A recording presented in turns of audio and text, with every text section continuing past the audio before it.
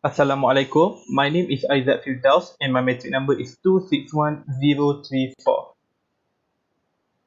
The topic that I choose to be my individual presentation is issues in earning management. Firstly, we need to understand what is earning management. There are no general definition for earning management, but Wiley and Hillen define earning management as when managers use judgment in financial reporting and structuring transactions to alter financial reports to either mislead some stakeholders about the underlying economic performance of the company or to influence contractual outcomes that depend on reported accounting numbers. In earning management, managers can choose accounting policies that will maximize their own utility or value of the firm. Earning management take advantage of how accounting rules are applied and create financial statements that present smooth earning. There are four methods of earning management, which is taking a bath, income minimization, income maximization, and income smoothing. Before we go further into the issues, I will briefly explain about this method. Firstly, taking a bath. This method, when used, a company will report a huge loss. They will write off assets and incur more expense. The objective is to enhance the probability of future reported profit. This method is usually used when a new CEO is being introduced. Next is income minimization. It is similar to taking a bath, but it is less extreme. Similarly, the company will write off assets and incur more expense. The management may do this method in order to avoid from paying too much income tax. Next is income maximization. Income maximization use the accounting policies and procedures that can increase income. It is used for bonus purposes and show companies' well performance. Next is income smoothing. It is similar to income maximization, but the company will try to maintain income between bogey and cap. It is to reduce the volatility of reported net income. Income maximization and income smoothing are used in order to maintain the reputation of the CEO and the value of the company. Now, I will explain about the main issues in earning management. I will, I will explain about two main issues, which is fraud tendency and inaccurate financial statement. Fraud tendency. Firstly, we need to understand the difference between earning management and fraud. Earning management is a legal act within the generally accepted accounting principle. So, when the managers cross the line of the GAAP, it will be considered as fraud. Fraud, on the other hand, is an illegal act that violates the GAAP. Earning management is legal if there are no laws violated, and it is not considered as fraud. Fraud is likely to occur when the earning management is implemented too aggressively, excessively, and carelessly. Most likely, fraud will occur when the opportunity, incentive, and rationalization to commit fraud are present. The components that contribute to the high risk of fraud to happen are explained in the fraud triangle. The fraud triangle is a framework commonly used to explain the reason behind an individual's decision to commit fraud. There are three components in fraud triangle, which is opportunity, incentive, and rationalization. The situation that provide the opportunity for fraud to happen is weak internal control, poor management, and inadequate accounting policies. Poor management means that there are lack of management commitment toward integrity, honesty, and ethic. Next is incentive.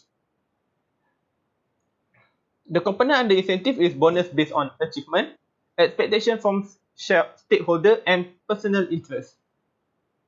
For example, an employee will be rewarded with high salary if they can achieve an objective. So there are a tendency for the employee to commit fraud in order to achieve that objective so that they can get the incentive. Lastly is rationalization. Rationalization refers to an individual justification for committing fraud. For example, if an employee is being pressured by the management in order to achieve an objective or KPI. So he or she may think that fraud is the only way that he can do in order to achieve that objective. And that is rationalization. Fraud is more likely to occur under these three components are present. So there are a lot of examples of how managers can manipulate their earning, and I've highlighted some of them. These are the examples of when earning management are considered as fraud. Recognizing unearned revenue to increase profit, recognize current year revenue or expand in later or earlier period, and value asset higher than the actual value. So what is the effect of fraud? It will cause shareholders to overpay for the investment in the company, and they will get less value for their money.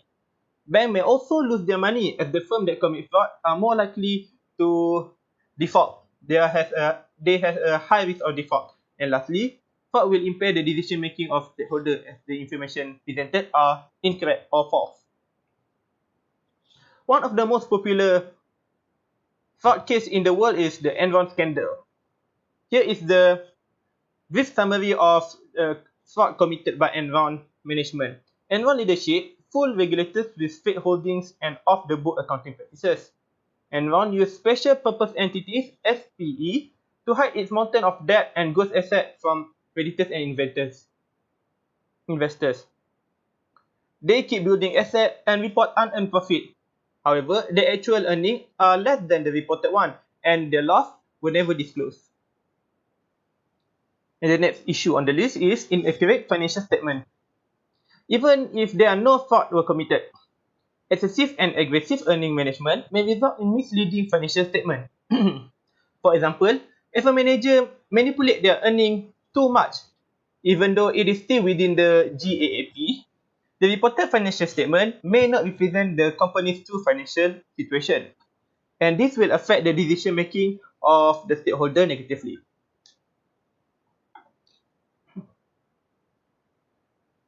So there are a lot of ways that the managers can use to manipulate their earning legally. Managers can use accounting policy or estimates that will benefit them in the firm. So under income maximization, one of the example is the managers can change accounting estimates, such as change fixed asset useful life to be longer. So depreciation rate will decrease. Hence, depreciation expense incurred every year will also decrease, and it will lead to a higher profit. Next, under income minimization, the manager can change from FIFO policy to LIFO policy, first in first out policy to last in first out policy. In last in first out policy, the newest inventory are considered to be sold first. So, as we know, the cost of inventory are increasing throughout the years. So if the company implement LIFO method, line flow policy, that means that the cost of sales will be higher than if they implement FIFO. So the income for that period will be lower than it should be. So the consequences of this inaccurate financial statement is the firm's true financial situation may be better or worse than the reported financial statement. So reliability and usefulness of information presented are distorted. Stakeholder make decision based on inaccurate information, and this will reduce the accuracy of decision making. And that's all from me. Thank you.